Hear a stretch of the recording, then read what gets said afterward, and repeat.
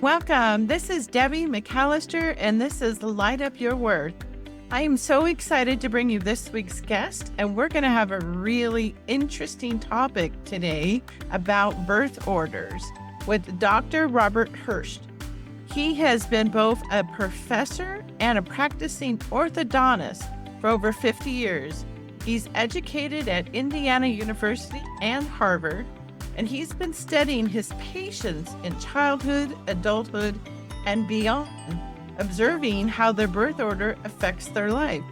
He has written the book, Life's Fingerprint, How Birth Order Affects Your Path Throughout Life.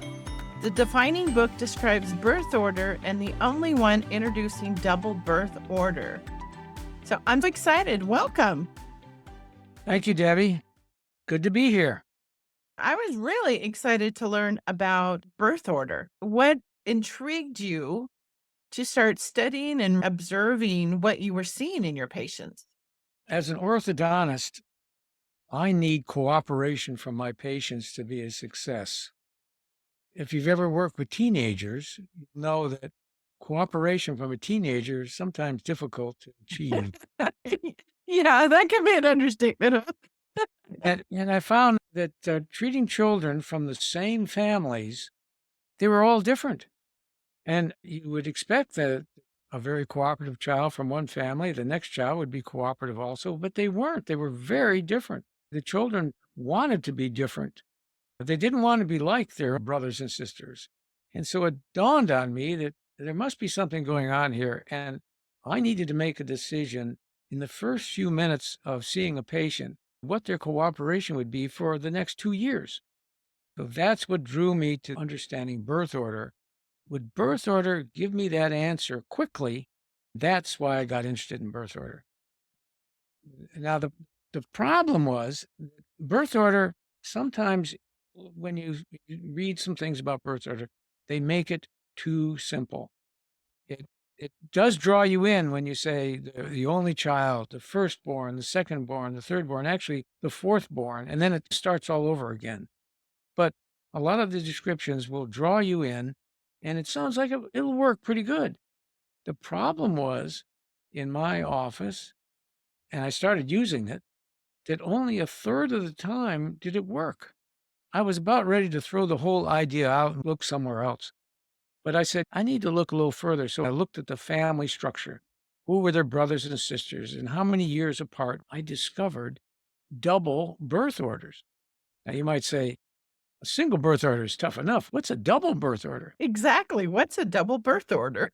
When there's a distance of 4 or more years between a child and the next child, or groups of children. Sometimes the family has 2 or 3 children, then there's a 4-year gap, and then another 3 or 4 children. Whenever there's a 4-year gap, they get a double birth order. Now, the simplest is the one that's a single child and a 4-year gap, and then at least another 4 years.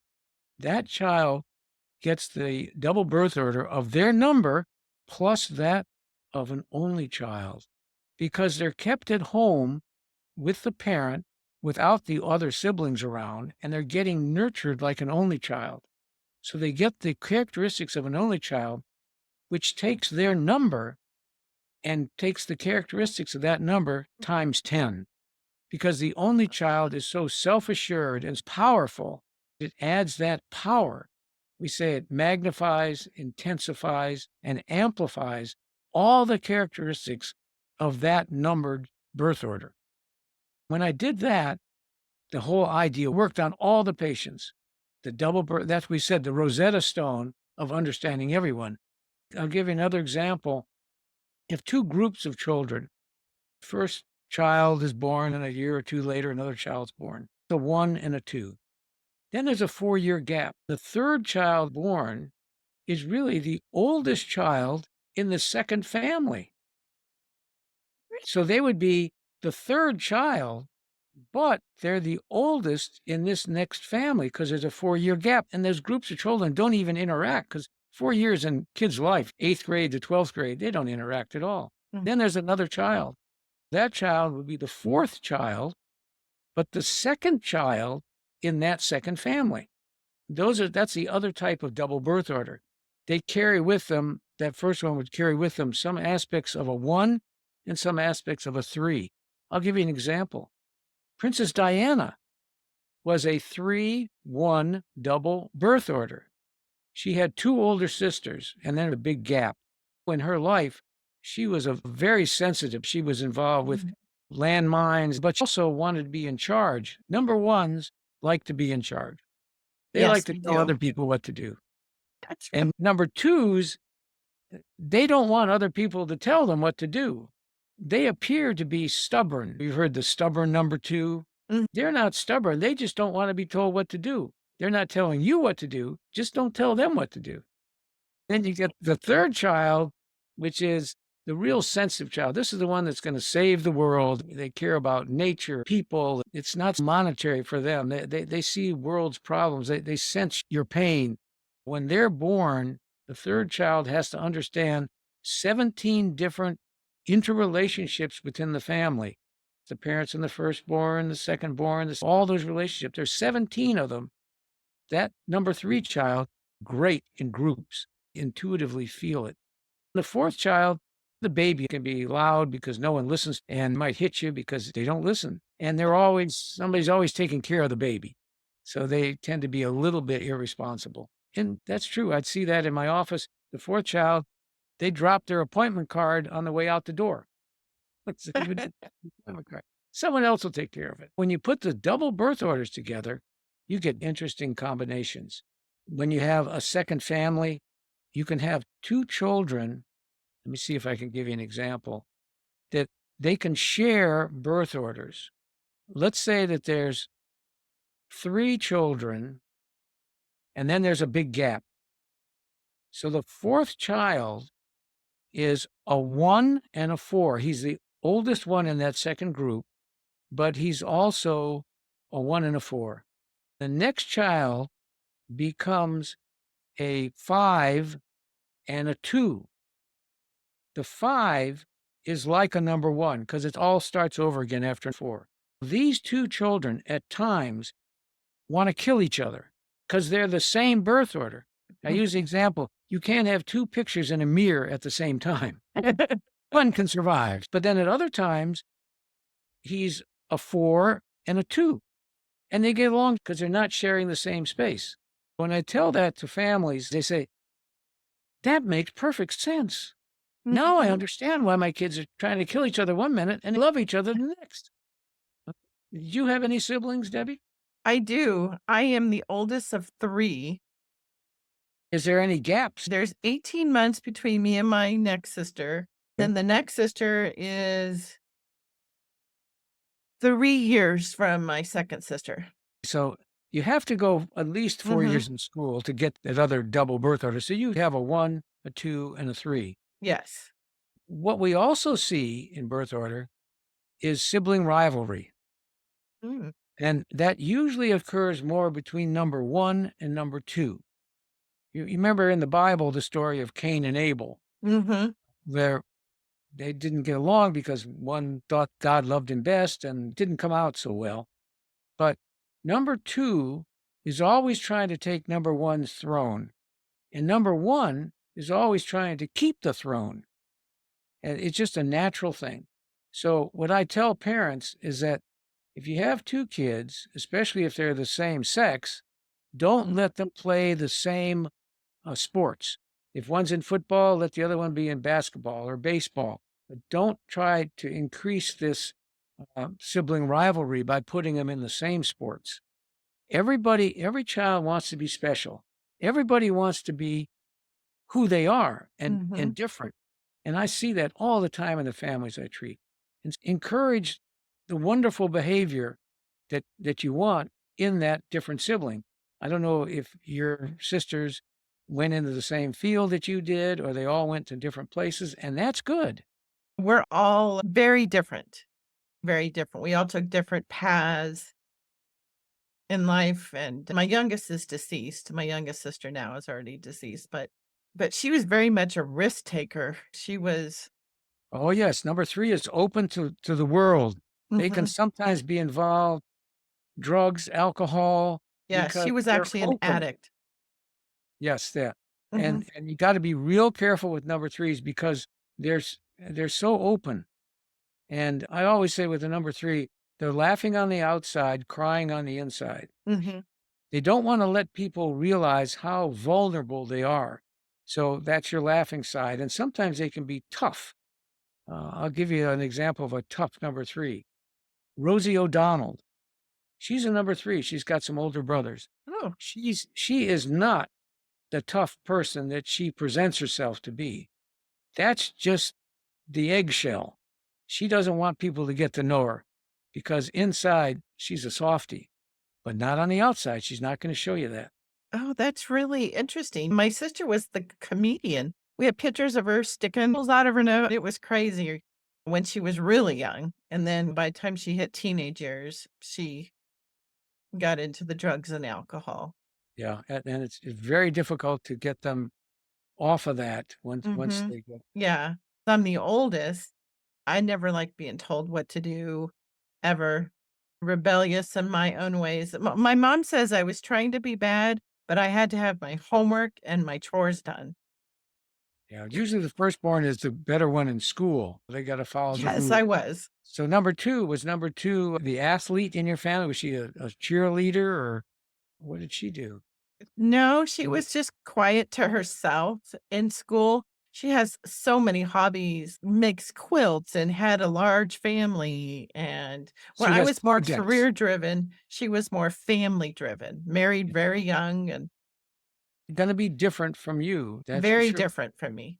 What we find, I especially see it with 2 girls, that the second girl is she's in the shadow of the first girl when they're growing up, and she's usually very quiet and unassuming until they graduate from high school. Once they graduate from high school and she's out from under her older sister's thumb, so to speak, they Mhm. blossom into who they are. I know you're talking about self-worth.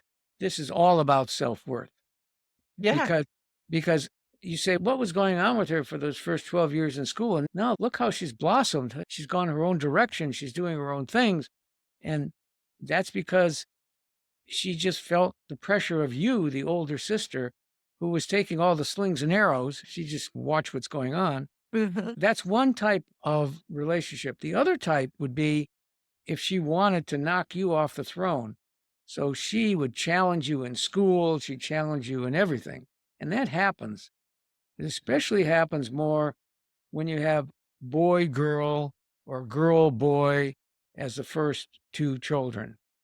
And when you have 2 boys, especially if number 2 boy grows bigger than number 1 boy, then people say, "Oh, you must be the older brother." And "No, I'm not." And that really puts down the older brother. So, Yeah. that goes Yeah, that's on. interesting because my sister has 4 children, Uh-huh. and the first one is a boy, and then within 2 years is the second boy, and then there's a gap. There's the I think it's 4-year gap There you go. between the 3rd boy and then a year and a half, 2 years with the girl. So there were 5 children. There was 4, the 2 4. boys, Okay, and then then the a gap. boy, and then the girl. The girl's the youngest. Okay, so the girl is a 4-2, and her older brother is a 2-1. There's an example. When they're both feeling their number 2s, they're gonna kill each other, okay? And then when they're relaxed, he's a 1 and she's a 4, see? Yeah. So they're different, but at times, they try to occupy the same space because they're a double birth order. Very different than the first 2 kids. The first 2 kids are 1 and 2, but Yeah. these they both have double birth orders. Number 3 is a 3-1 and number 4 is a 4-2. Oh. Yeah, that's really interesting because I have 1 son, so he's just an only child. Okay, now, an only child, now you'd say, okay, an only child. Only children are all the same. Not true. The only child is all the other children in the birth orders, they learn their personalities by their interaction with their brothers and their sisters. That's more important than their parents. except for the only child. The only child's peer group are the parents because he has no other siblings. Okay. So he takes on the birth order of both mom and dad. And his main birth order will be whichever parent is the most dominant. If you're the more dominant of the parents, then he picks up your birth order to go along with his flavor. So he has a flavor like you're a number one.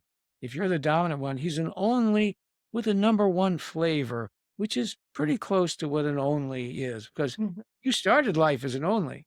You didn't become a one until your sister was born. Yeah.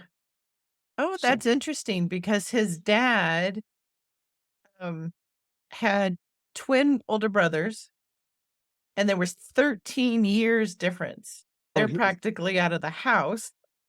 so his dad was a number three only, but at Mhm, 13 years, the dad would have been more, he would have been 95% an only and mhm, only 5% a three.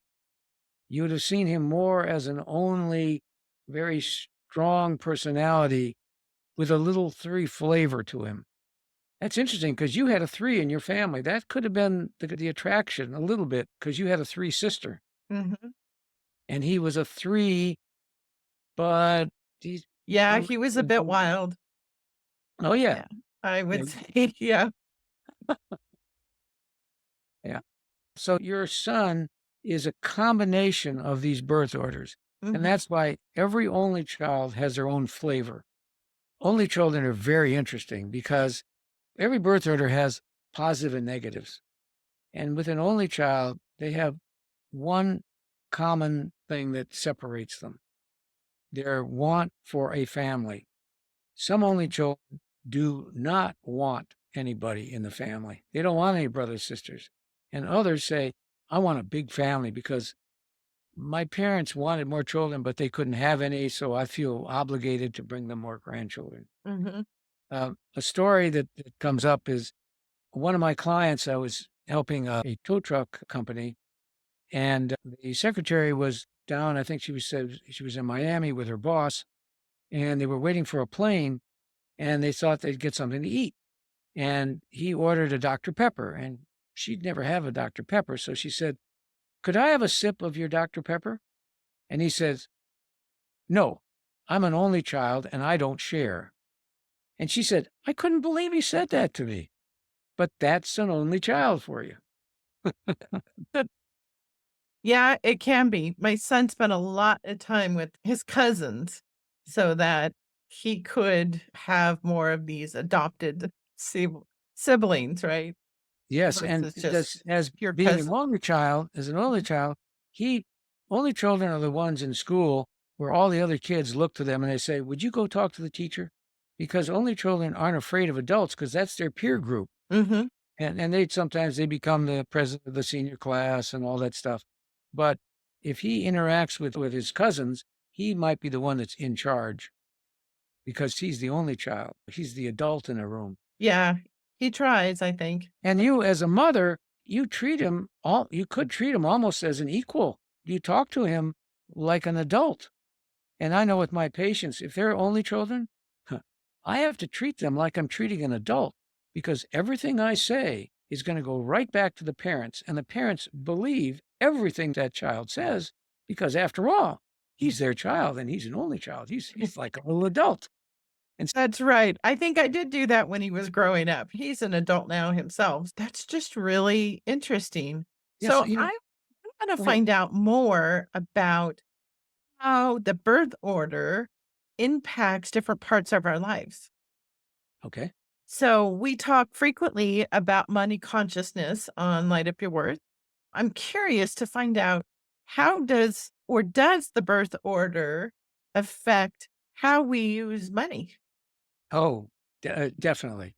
Money is, think of it as a commodity. For the number two, money gives them freedom to not have other people tell them what to do. Mark Zuckerberg is a number two with an older sister.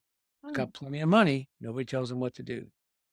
Bill Gates, another number 2 with an older sister. Nobody tells him what to do. And Warren Buffett, he's another number 2 with an older sister. Nobody tells him what to do. They don't use money necessarily to buy things, but it buys them their freedom. Warren Buffett, he still lives in the house that he had 70 years ago. He drives an Oldsmobile or something. He's not looking for the money to impress anybody. The number 1, on the other hand, money is power over other people. And so they can use that money to make people do what they want to do.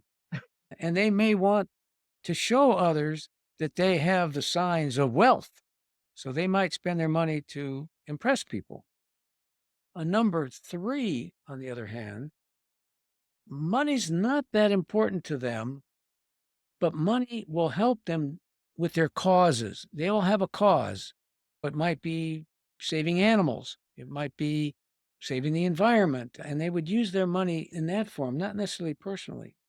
The number 4, that's the kid that just likes to have fun. So he's going to spend his money having fun, and he might spend money to have his friends come with him, and he'll pay their plane fare. So these different birth orders approach money in a different way. That should help your audience. And understanding your birth order just makes everything so simple. Which child would be the best then to handle your estate? First of all, let me say there are no bad birth orders. Let's start that out. Okay. They're all good. They're just different. They have different things. A lot will depend on their situation at the time that you need them to handle your estate. An example would be if number 1 was going to handle your estate, they're telling all the other siblings, I'm running the show. You better follow my lead, and I can do this. Okay. If number 2 is running the estate, he might think, I've got to be fair to everybody. I've got to make sure that this money is distributed right and everybody's taken care of. And if number 3 gets involved, number 3 may look at it for, I want to make sure mom is doing the best she can. I really don't care that much about my siblings in this thing, but I care more about mom and how she's doing. And I want to spend this money on mom. And so if you want an empathetic person, that would be your number 3. If you want a hands-off number 2, be fair about it. And number 1's going to make the decisions, right or wrong. And nobody's going to be able to challenge that person. Oh. So you can see what might happen. Oh yeah, that's so interesting because when my dad, he's passed now, but when he got sick, we lived in different states, and so it took me a day to get out to him when he was in the hospital. And when I arrived, the nurse said he slept that night because he knew I was going to take control, and he actually wanted that. Sure. He wanted me to take control of what was happening in the hospital and everything. So that's really interesting. Yeah. What was his birth order? There was 2, and he was a number 2. He had an older brother, really close in age. Do you think he dethroned his older brother? Not at all. Okay, so he stayed number 2. Yes. Yeah, okay. All right. And you were number 1, taking care of number 2. Yeah. Nothing wrong with that. Yep. In fact, I think he really liked that characteristic of me. Sure. Birth order is that unseen force that's influencing all our behaviors. We don't realize it. It's like radio waves. I still don't understand where they come. They're in the air somewhere. Yeah. But where are they? What are they doing? The same thing about birth order. You're carrying this imprint with you that you got as a kid, and you carry it through your entire life, and it influences all your decisions, but you don't really know what it's doing until you understand it. And then once you understand it, you know why you do what you do. It makes life so much easier. Self-awareness is so powerful with our own growth. Can understanding birth order impact your career or being a business owner? Yes, most CEOs in the country are firstborns. Now, I did name you, 3 that were secondborns, Mhm. but you have to understand that in these companies, there's a birth order flavor to a company, and it's influenced by the CEO. Like in Bill Gates' case and with Apple, as a number 2, he wanted people not to be told what to do, so he made all of them not employees, but self-directed within the company. Of course, he wasn't paying W-2s on them and things, so they were all independent contractors. But that's why he felt, "I'm an independent contractor. I think everybody should be that way." So that was the flavor in the company. So the CEO gives the flavor to the company, but most of them are number 1s, and they're telling people what to do. That's the job of number 1. But you can have number 2s and number 3s and number 4s. Actually, a CEO of a number 4 was Southwest Airlines. Now, Southwest Airlines, when it started, their president was a number 4, and a number 4 was he was the baby in the family. And if you think about it, when they started, there were never any assigned seats. It was first come, first serve, Mhm. just like it was around their dinner table. First come, first serve. Yeah. Yeah, that was the baby. And he had a whole different attitude. And in Southwest Airlines, I don't know quite how it is today. When he started it, it was so different than any other airline. It was have fun. The stewardesses would make jokes, and it was very different. But that was the atmosphere that he brought to the company. Yeah. So the Yes, it CEOs, was. yeah, yeah. Mm. And that's why I've been looking at this for years and years. And all of a sudden, everything makes sense. You can see why people are the way they are. And there's a perfect example when we talk about businesses and they say, yeah, why was that company different? That's why. That makes sense too when you start seeing a lot of companies that are around now that are very environmentally conscious or want to make sure that there's a lot of inclusion. It would be interesting to go and see what birth order those companies would be. Sure. But today there's so many other influences. Sometimes if the CEO is a number 1 and he wants to keep his job, and there's influences that are saying, let's do this, let's do that, and the board of directors, then all of a sudden he might be doing something that he doesn't believe in, but he wants to hold his job. Yeah. Nothing wrong with that. Yeah. Now, how does the birth order impact finding romantic partners? Or does it impact our romantic life? I think instantly of astrology, they say different signs are more compatible with others. And is there anything with birth order with that romantic partner? Absolutely. Hey. Absolutely. I was waiting for that question because that usually comes up. There are 2 types of love at first sight. Mm. And the first type of love at first sight is very easy. It's when you meet someone that has your same birth order. If you're a 1 and you meet someone with a 1, why you get along life the same way? You can always almost finish each other's sentences. You're on the same page. You're there. It's so compatible. Problem is, we get back to that mirror. There can only be 1 image in the mirror at a time. Mhm. So you have to divide up the chores. Someone's in charge of international relationships and the other one's in charge of domestic relationships. Whatever it is, every birth order combination can work. They can all work. Some take more work than others. But that's one type of love at first sight that works pretty good. But there's another type of love at first sight that I've never seen a divorce from. I've talked to thousands and thousands of people, and I always ask this question. I give them the parameters and I ask for a show of hands. It's if you match your childhood birth order sibling within your family, you'll be a marriage forever. Now, let me give you an example. The easiest would be we have an older girl like yourself, and you have a younger brother. And then in another family, you have an older brother and a younger sister. If you would marry a man that had a number one older sister, then you would have matched a sibling in your family with your same birth order, because he would have an older sister and he's the younger brother. So he understands you as the older sister. You would understand him as the younger brother.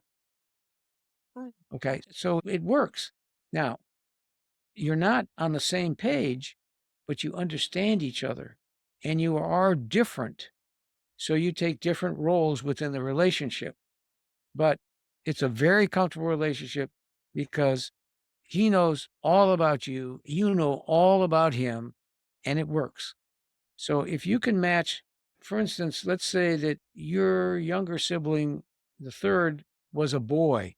You could have married a boy that's a number three that had a number one older sister. And I think that's what you did. It was close. My son's dad he had the older brothers that were 13 years older than him. We didn't make Right. it though. No, but he So was a double birth order. See yeah, he was a that's double birth order. Now my right. he's the Mhm. third. He has an older brother and a sister, and then there's a over 4-year gap as well, and he's the third, and then he has a younger brother as well. Mom had 2 different But marriages, right? did all the kids live together? Not really. No, Yeah. the So younger the 2 birth did. order, when you get, we'll get into that question too about divorces and blended families. But in that family, he grew up with what siblings did he grow up with? I think maybe when he was really young, maybe for a few years, the older brother and sister were in the house, but Okay, then they disappeared. and then they were adults. Yeah, it's who you grew up with during those first 16 years. During his first 16 years, was he by himself as a number three? He had his younger brother as well. Okay, just a couple years younger. Yes. Yeah. Okay, so then he took on the birth order of a 3-1, Mm. and the younger brother would be a 4-2. He's a 1 like you, and he's a 3 like your baby sister was. Okay, 3 seem to pop up in your life. Do you notice I that? just was just gonna say that. Yes, Wow. Like and they're that's exactly the same with that age I didn't even that's put that that's the together. reason. That's Mm. the reason. That's where it's coming from. Like I say, this birth order stuff, once you understand double birth order, it's the Rosetta Stone for everything. And it all starts to make sense. And you say, why am I doing this?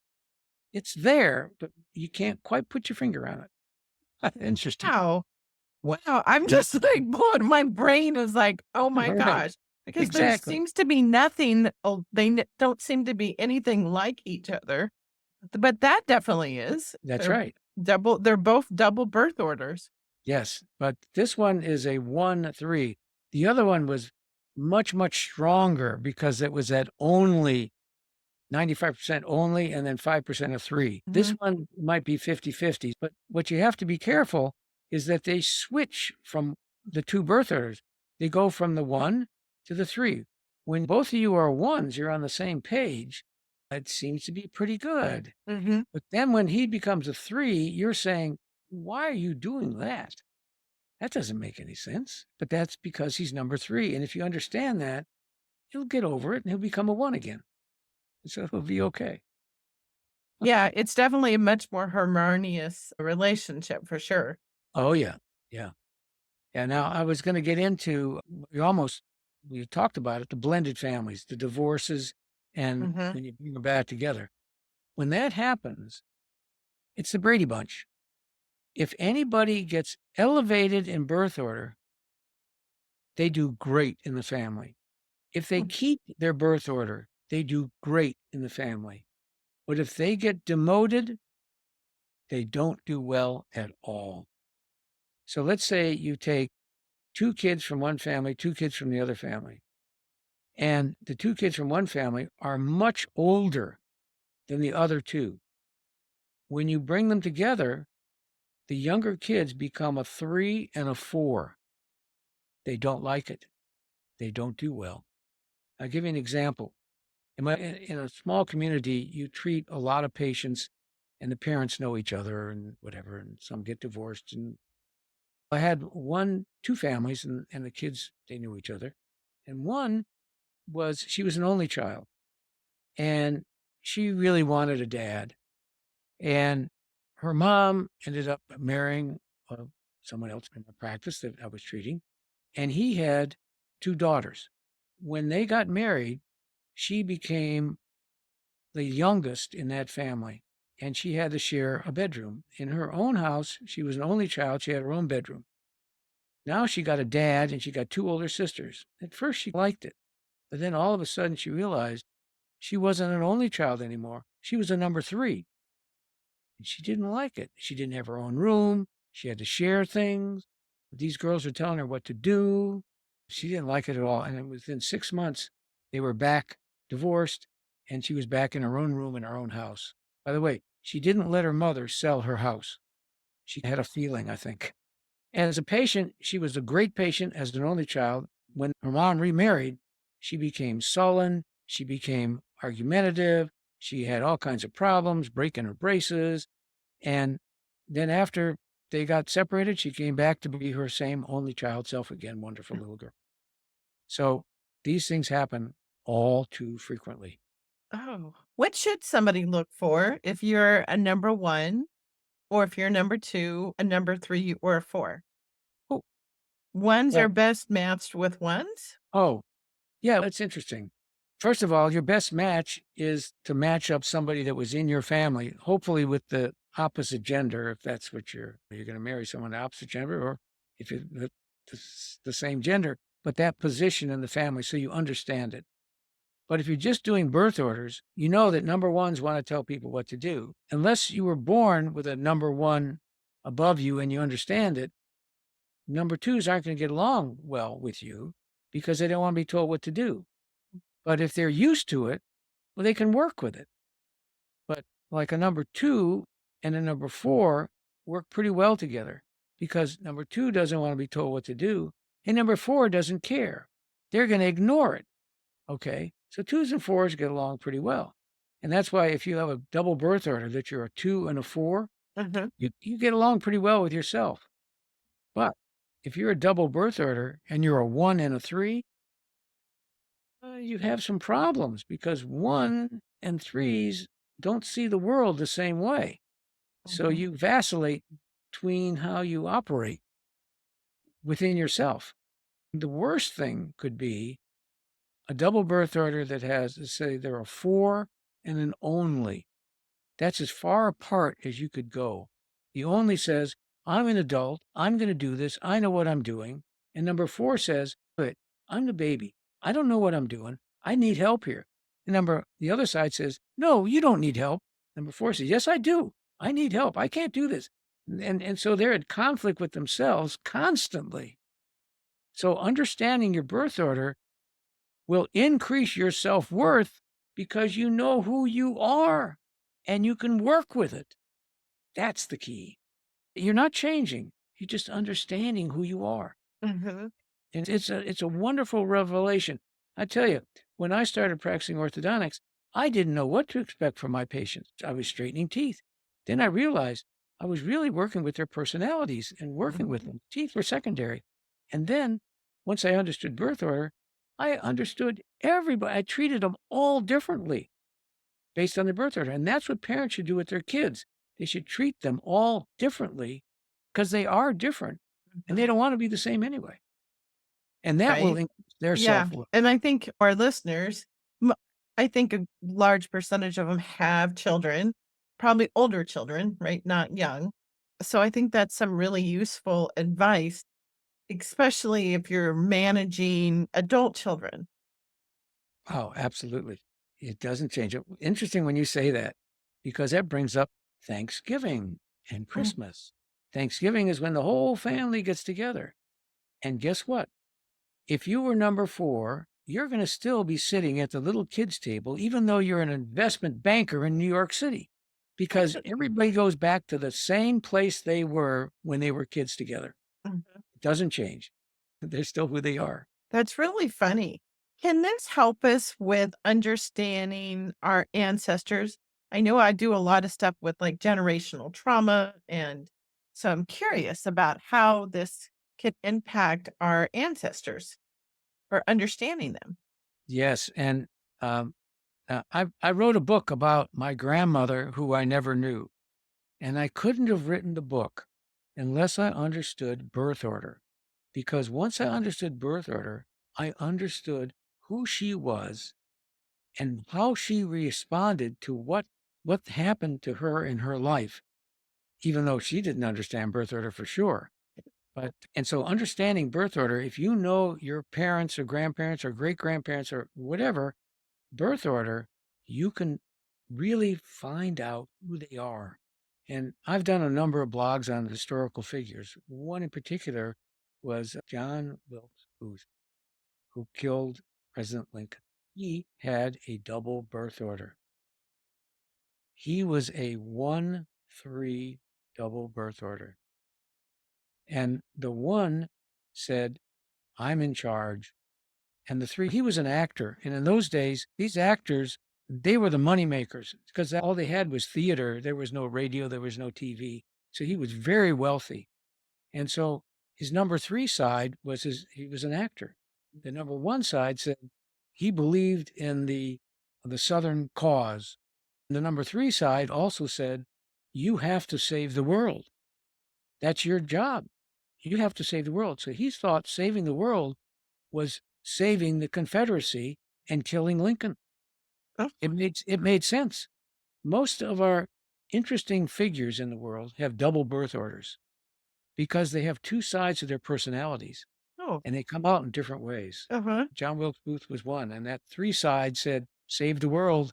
And he thought he was doing the right thing, you know, and it's very interesting. That So is very interesting. understanding your ancestors' birth order can do it for you. You might hear stories about, oh, great grandfather was such and such, and all of a sudden, when you get the birth order, you say, that's why he was the way he was. Mm-hmm. Okay, so it's a good one for that. Oh yeah. I'll have to look at that with the women. The research I'm doing on the women in my family on both sides, my father and my mother's side, Yes. and really see how that plays out. Oh, I never really thought about that. That's fascinating. Yeah, remember, it's this great unseen force that's going on and it's been going on forever. Yeah. Yeah. Oh, that's great. Is there any last things you'd like for us to say or share about the birth order? I can say that you need to understand it to understand who you are. That's the most powerful part of birth order. And then once you understand who you are and how you react to things and to other people with other birth orders, it's very easy to find someone's birth order. All you have to do is say, do you have any brothers or sisters? And then the second question is, were there any spaces of 4 or more years between anybody? And you got your answer. Oh, That's the simple part. And then understanding these characteristics, then you know who you're dealing with, and it makes your life so simple and predictable. yeah. Thing. That's some really good guidance on figuring that out with people we work with, our partners, or our own children, whether they're Yes. young or adults. One of the questions I like to ask all my guests is that I really believe in the power of music and how it can uplift us, it can change our moods. And I would like to find out what is your go to song for uplifting yourself? And This would be good because it fits in with what we were talking about. I think Frank Sinatra sang it. You must have been a beautiful baby oh, because, baby, look at you now, because that's what life is all about. yeah. You like that one? Oh, I love him. Yeah. What birth order was Frank Sinatra? I think Frank Sinatra was an only child. Now that Think- would make sense, right? And you remember what they called him? Chairman of the board. Yes. Yes. Yes. In fact, Mhm. I recently watched something on a movie within the last couple of months on him in when he lived out in the desert, Las Palm Vegas. Springs, and that whole lifestyle and how authoritative would be the word, Yeah. bossy, yeah, that he was for Oh, yeah. everything to be just so. He was Right. definitely in control, right? He did it Oh, his yeah. way. Yeah, yeah. Well, that was a song he sang too, right? Yeah, he sang I it, did it my way, right? right? I love that song, by the Even way. the music he picked fit his birth order. Right? It happens. Oh my gosh, that's great. I'm curious to understand, knowing like how much we value ourselves. If you had to go back and tell your younger self something about your own worth, what would you tell yourself? I happen to have been lucky. I had a mother that was a kindergarten teacher, and she felt that every glass was half full. So she gave her children a lot of self-assurance and whatever. But if I had to go back, I think if I understood birth order like I do now, I would understand why I did the things I did and why I felt the way I did. If I understood who I was at that time, knowing I was going to be different than other siblings Mhm. and I wasn't going to be the same.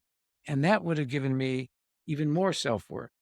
Knowing who you are, it would be important. I really like that. I've really enjoyed learning about the impact of understanding birth order on ourselves, understanding how it impacts all these different areas of our lives. Thank you, Dr. Hurst, for being here with me. If listeners want to reach out to you to learn more about your book or to purchase your book or just to get in contact with you, what's the best way to reach you? The best way to reach me is through our websites. One is lifesfingerprint.com and the other is mybirthorder.com. How easy is that?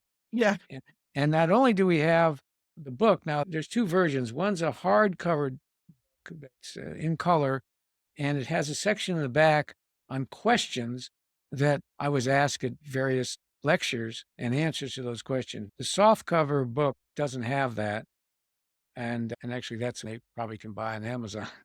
The hardcover book you can buy through the website, but we also have it on as a USB. I think I have one here I can show you.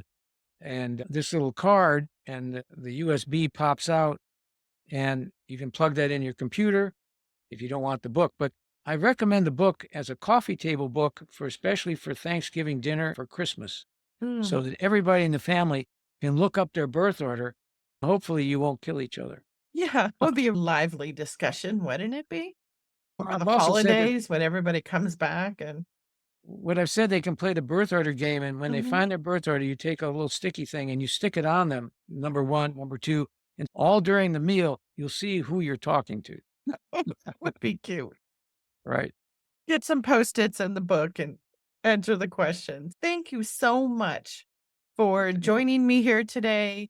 I've learned so much, and it just has made some things clearer to me in my own awareness. Thank you. Thank you. It was a wonderful interview. I loved your questions.